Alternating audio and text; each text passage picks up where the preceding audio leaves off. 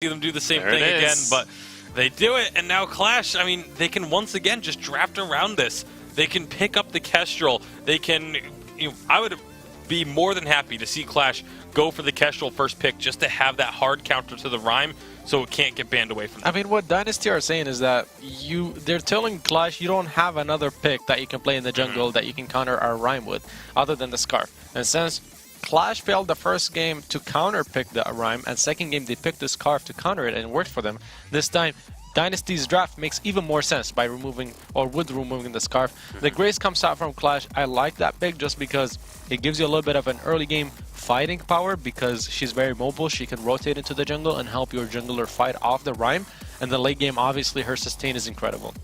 It certainly is. Crawl going to be taken off the table. Want to remove anyone that can kind of duel this Rhyme in that jungle. Obviously, Crawl, great for sustain. Doesn't usually win out in a straight 1v1, but definitely can go toe-to-toe for a little while at least. Now, Qlash, looking towards their next pick, have to decide where they want to go and what kind of carries and junglers they're going to pick to go into the Rhyme. Celeste is going to be the answer. And Celeste is, again, has the range that can deal with the Rhyme, can keep him at bay by just dropping Helios on his head as he tries to chase in. I still think the Kestrel would have been a much better pick for the side of Qlash just because it's a pick that we've seen Mercedes do very well in. Obviously, last game did phenomenal with it, and you have a little bit more movement speed when it comes to trying to kite out the Rhyme and avoiding being standing on his abilities on those Winter Spires. I mean, I do think this Celeste can still be played in the jungle, and then you can end up picking the Kestrel so that you can play it in the lane and have that double range composition again against the Rhyme. Kestrel works well against Kestrel or against Sky Open Power in lane 2 if you manage to land your Glimmer shots, which is not the easiest thing to do because Sky has so much mobility and can dance around the skull shots. It comes through for Dynasty, and I think we can expect this to be another open power laner. PT Lam did great on it the first game. They look to combine it with the Rhyme again. The question is now, does Dynasty go for the Finn or the Lyra? You have to expect it's going to be one of those two as their captain. I would love to see the Lyra in this comp just because you can have that healing to provide Rhyme and just keep him even more durable in these fights, but they're going to go with the Lance instead. Obviously going to be looking to try and just get that lockdown. If you can impale a target, that just sets them up as a really easy opportunity for Rhyme to get a Winter Spire down. Obviously, Death from Above can come out on top of them as well. There's lots of ways to combo that in, so I'm okay with the Lance pick. It's not going to have that same level of sustain that something like the Lyra would bring, but it does have that lockdown that they're going to be looking for. It certainly does, and we've seen Lance do well into Celeste as well if they can get in a position to land that Impale. Not the easiest thing in the world, though. We'll see how Qlash are going to round this one out. They need some kind of weapon jungler to finish this one off. Yeah, something like a Glaive could be an option, just something that can knock Rhyme out of the fight, even if only momentarily, just to try and get some of the fortified health or some of his broken mid stacks to wear off if you can get them timed right. But they are going to go with the Kestrel, so I still like this one. I still like the Kestrel into the Rhyme. I think they have a lot of ability to keep Rhyme at bay. They just are going to have to be very wary of the Sky Lance. Yeah, I'm glad they went for the Kestrel like I had predicted because it allows them to play the double carry composition as long as they fight in formation later on when the team fight starts, especially after Celeste gets to level 8, which she gets to level 8 fairly fast in the jungle because it's an increased amount of experience that you gain. As long as they fight in formation, keep in mind that you can't get close to Rhyme. Qlash can actually win this series against Dynasty. Yeah, it's very possible right now if they can play their composition correctly. I'm excited to see what they have up their sleeves for this one, and I'm excited to see how this one is going to pan out. Very quickly, before we get into this game, what are the win conditions? How are these teams going to play this out?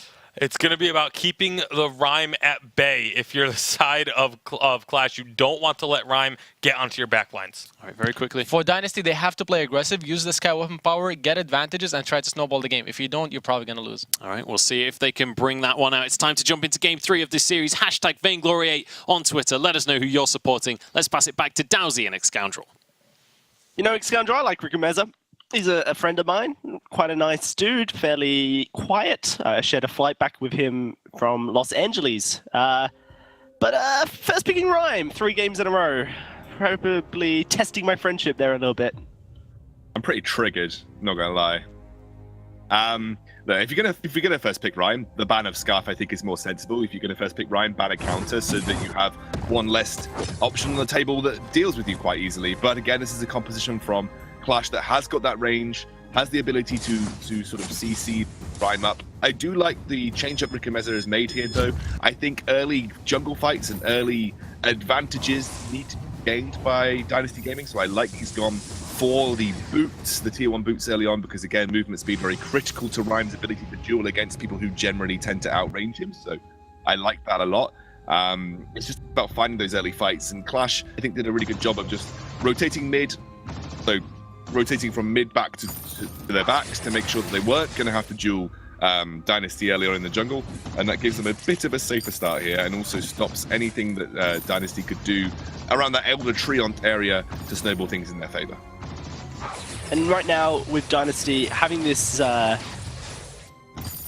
back on board does provide a lot of threat on the front line, a lot of burst potential. Perhaps can deal with Agony and Merciless a little bit easier, though going to be relying, I think, heavily on Mowgli's Impales to really set things up for not only Ricomeza but PT Lamb as well. One thing that PT Lamb's got going for him on this Sky is that, you know, because of the ability to dance around a target, we saw it's almost like a circular dance. Oh, they could do almost get a still there from Mowgli, but it does go over to Agony. Because of that ability to dance around your target, especially a Kestrel, you're probably going to be able to negate and dodge most of the glimmer shots that Kestrel's going to try and throw at you. So definitely like that from this Sky pickup.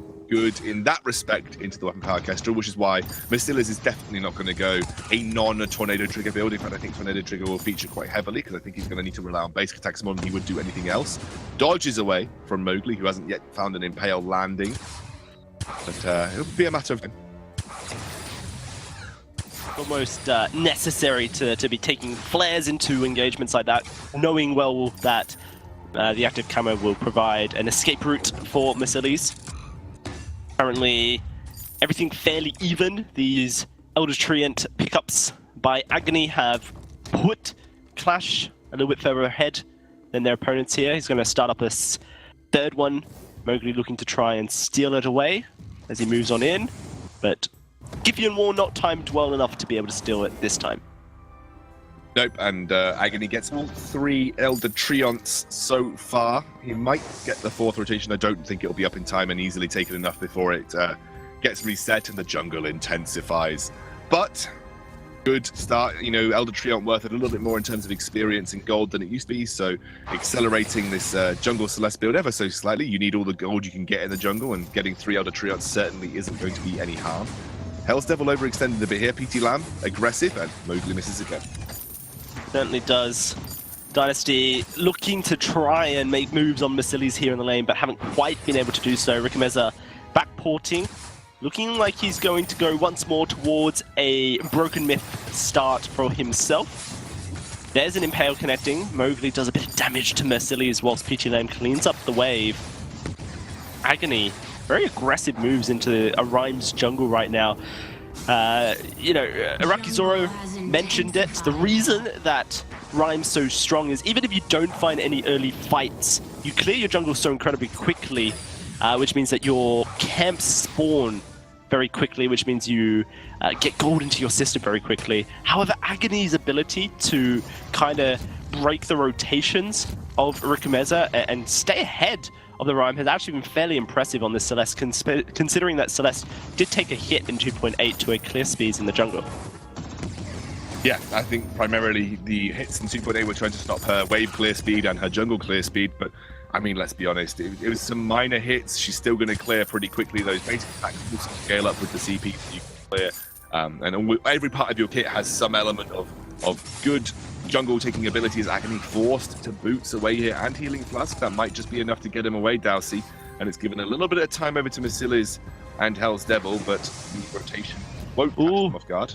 On top of a scout trap, make sure that he can't get the backport as easily as he wanted to, but the lane still so pushed means that he will be able to eventually get home to base, pick himself up the components he needs at this point. I believe that was a Sorrow Blade purchase, as well as maybe not the 6 Sins, not even 6 Sins, Lucky Strike.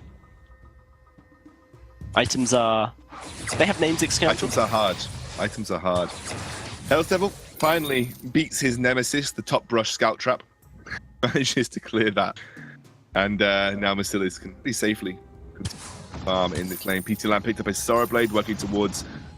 Well, he's got the choice. It looks like he's going towards a breaking point. Again, it's not so demanding that he needs a Poison Shiv this game, because you're only going up against the sustain from Divine Intervention, which is that singular heal ability. Maybe the sustain from the Celeste's Eve of Harvest is worth considering, so he has a couple of options here as Health Devil jumps in, and Mowgli actually lands an Impale onto Masillas there, but there is no follow-up.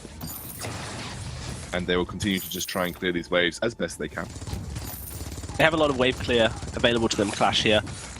Makes things very difficult for Mowgli. PT Lamb and Rikimez are ready to get into range, but a death from above does separate the team. Fortunately, not enough to really get in too deep. Mowgli, the one taking the brunt of the damage, has Life Spring via that fountain, means he heals up fairly nicely, and he also should be able to kind of just weather the storm. And there it is, another Impale. Great. Giphian War, can they get onto Masillas is the question. Diving forward, PT Lamb looking for it. Divine Intervention does go out, heals up 400, and the reduced damage that Masillas takes is huge. But another Impale and a Giphian War into the Winter Spire. It's first blood to Rikimez's Rhyme. Wow, they've really forced this down. Good combination between the Rhyme. There's the Holy Nova coming out. They're trying their best to just take this turret off the board, and I think Qlash will know when they are beat. PT Lamb escapes with a sliver of HP there from the Solar Storm, and the one-shot, one-kill will get blocked by Mowgli. But Mowgli, that is the one benefit of running a Rhyme and a Lance together. Lance, if he's able to land the Impale, does set up quite nicely for Rikimeza to just run in and root up a target, use that Winter Spire, try and lock someone down. He's also gone for the Eve of Harvest as well to just provide him a little bit more sustain in these fights, which I think's probably pretty necessary. It was that or Shatterglass, in my opinion, would have been the better of the two. I might have even considered Shatterglass over the Eve of Harvest, just simply that burst damage, Dowsy. Yeah, no, I think the thing about the Shatterglass as well, it builds up your fortified health quicker. So in theory, if you are consistently building up fortified health, the Shatterglass actually provides more sustain than the Eve of Harvest. The maths has been done at Scoundrel by someone far smarter than me. That me. Was the math by me, Daz? I don't know, was it? No, it wasn't. Thought you were being kind. You are smarter than me at Scoundrel. You have a doctorate. I have a film degree. I don't. It's not actually a doctorate. Just a degree. You're just a qualified doctor. You know, you're capable of saving lives. You know. It's okay, Scoundrel. We forgive you for not having a doctorate. PT Lamb going aggressive. Valkyrie will fall on his head. However, the Rhyme is on his team, so it does no damage. And it looks like Team Qlash have turned this one around. Mowgli tanks the one shot, so PT Lamb doesn't have to. Dynasty still in a position where they can fight. And you can see they're fairly confident, but not wanting to risk the Crystal Sentry. Instead, moving in onto Hell's Devil, who perhaps didn't have to try and steal away that Trient and will lose his life for it. Agony now looking to trade, but he cannot. It's a 2 kills to Dynasty. And Qlash now will struggle to keep Dynasty off this Crystal Sentry. Rikimeza taking it down, has the fortified health. One more Glimmer Shot will take him down, but here comes PT Lamb, and Mowgli will find the Impale to finish and get the ace for his team. I like the addition of the Weapon Power Sky back into this roster with the Rhyme. While the enemy team is always very mindful about their positioning around a Rhyme, PT Lamb is so good at diving into the backline. Again, a very mobile Weapon Power carry. He's come to the Tornado Trigger second because of the double squishy that he's facing up against. And you know, for this particular instance, you know, he's able to dodge around Glimmer Shots, able to dodge around Heliogenesis, able to dodge around Core Collapse, and, you know, he's putting on a significant amount of damage onto both of them and shredding through their HP very quickly. Masillas has gone for the double turret monocle build. I don't know, I just don't like it. I think you needed the Tornado Trigger in there. You're not going to be landing Glimmer Shots in teamfight situations very easily against a very mobile Sky. The only reason I think he'd be going for the double turret monocle build is if they're just expecting, which I guess is probably fairly feasible, to play the entire game from range and just consistently spam Glimmer Shots and Heliogenesis to try and win without ever having to team fight. But that's hard to pull off. And if, you know, even with War Treads or any kind of movement speed that Dynasty find and engage, you're going to be left trying to land Glimmer Shots on very, very mobile targets or very tanky targets, and suddenly you sort of lose a bit of a joy from the build. Yeah, no, and it's hard to be able to output the damage until you really hit your 4th item when you do prioritize the monocles. That's kind of like the pigeonhole that Mercedes has found himself in. Doesn't necessarily mean Qlash are lost. This means that they are very limited to their playstyle and kind of rely on Dynasty to be able to line up for them for limit shots to connect and in a way that Mercedes is safe whilst doing so. I have to praise Dynasty during that the gold miner. They dragged it out, which meant that Agony missed his Solar Storm. In fact, Mowgli body blocked it as well, and then they were present-minded that Mercedes had a one-shot, and they were able to block that as well. So very nice from Dynasty. The one thing that I've always really liked about their team is their macro knowledge and macro ability, knowing when to rotate, knowing how to play against their opponents. Very important here in Vainglory 8. Currently, they're looking to put the pressure on to Agony. PT Lamb charging forward. They've taken away the Crystal Sentry's life. Now looking to take down Mercedes as well. A Solar Storm will be dodged by PT Lamb just at the last second, but Rickameza is going very low. PT Lamb trying to find Agony, and Rickameza will fall. It is a 1 for none, as now PT Lamb's in trouble. Solar Storm will connect, and he should go down, you would feel. He does a double kill for Mercedes. Mowgli not able to save his carry or his jungler. May just be the final 1 to 4. 7 seconds on Rickameza. Mowgli on this lance has a lot of ways to prevent the ace, in fact, prevent the kill in total, and he has done just that. Yeah, able to escape quite nicely. Crystal Sentry should go down here. Mowgli does his best to just try and ward them off, but Rickameza will not be there in time on just a single damage item right now as well. Damage is going to be fairly limited, and I'm starting to feel it in some of these fights. A lot of the damage coming from PT Lamb specifically, who's got a very aggressive build, which I like. You know, like I said, I think this is the better build to have picked up in this particular instance. And Mowgli doesn't steal away from that healing tree on the way from Agony, but yeah, I think this 4 critical strike, you know, sort of 4 item critical strike base build for this guy, it's going to force decisions out of Mercedes and Agony about whether they even think about considering armor. It looks like they're not, but you know, I guess in later team fights. Immense gold payout collected. So, Scoundrel, you're experiencing a couple of audio technicalities, turning into a bit of a robot doctor, my friend. Which is, you know, not to discriminate, just thought I'd let you know. Right now, though, got a bit of time to just kind of consider where we are. This is game 3, let us not forget. It feels slow, and it feels a little bit weird.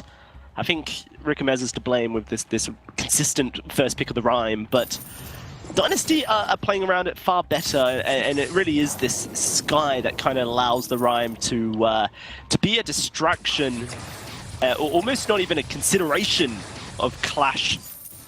It gives PTNM plenty of time to stack on up. Hell's Devil is caught out here. He may just fall immediately. He does. Solar Storm comes through, but Mowgli blocks it up. The one-shot's not even close. And now it is going to just be Dynasty moving on in to take down the final life of this Crystal Sentry. It goes without a hitch. They have to escape. Fountain was popped. Rickameza, no fortified health at this moment. They're going to look to try and charge onto Agony. Rickameza may lose his life in the process. Agony should go down. And in fact, Rickameza is very safe to just escape as well. So, Dynasty, fantastic rotations, like said earlier, able to rotate around their opponents fairly well. And PTDM, Rickameza, Mowgli, very much students of the game, consistently looking to improve and learn, improvise, adapt, overcome their opponents, and they certainly show that they can do that, even if it is a rhyme being first picked by Mowgli to do so. Or Rickameza, I should say. Right now, Team Qlash, they haven't scaled as hard as they needed to, which is kind of the issue. The scaling aspect of Team Qlash. Mercedes has hit 4 damage items, but has literally no defensive, so he's very vulnerable to a Rhyme, a Lance, and even a Sky. Agony's not even at his 3rd CP item here at Scoundrel. He's looking towards a Broken Myth as his 3rd, which is a little bit untypical, but makes sense considering how far behind Qlash are. Oh dear, Hell's Devil. He's going to be separated from his team. Tries to escape. Looks like he may have just done that. Solar Storm will connect with Mowgli and PT Lamb, but they still have a fountain available to them. Mowgli dives back in onto Merciless. He has to heal himself, and he will be able to. Dynasty most likely looking to just disengage the fight entirely. I've managed to hopefully fix the robot issues there. Just needed to oil the gears a bit, I think, Darcy, and hopefully back normal voice mode. You are? Wonderful. So, still very, very close game. The gold lead actually well in favor of Dynasty right now, but Qlash are starting to hit item spikes. Merciless at that tornado trigger build finally. Mowgli moving in.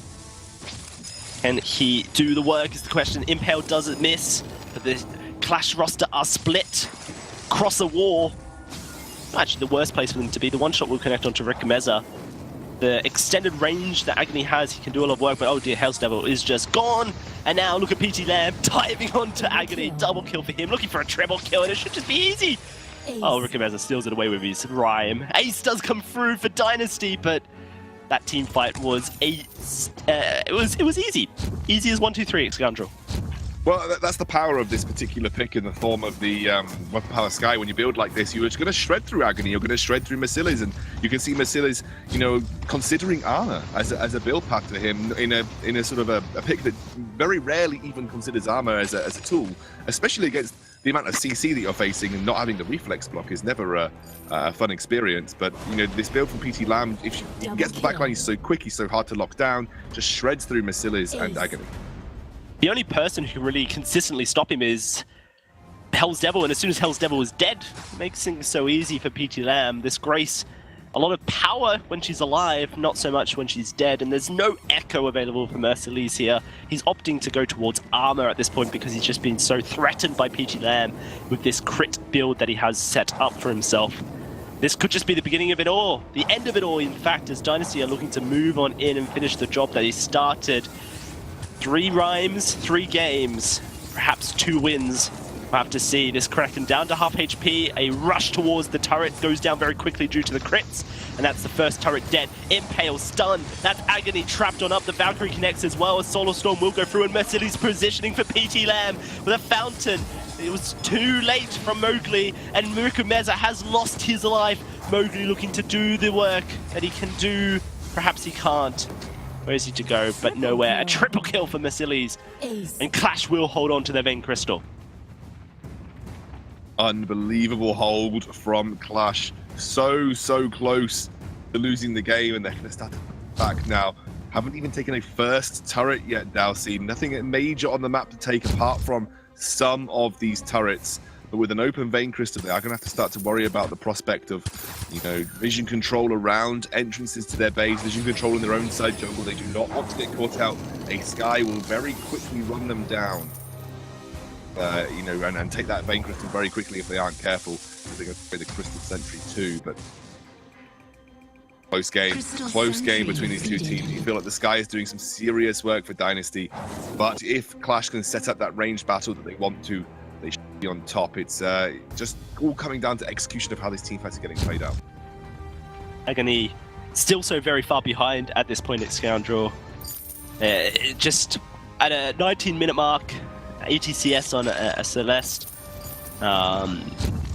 Is in the jungle, but is just struggling to scale up towards the late game threat that we've seen all day from our Celestes here in Europe. And look at this, Dynasty just running on in. Huge Kiphian wall, stuns up 2.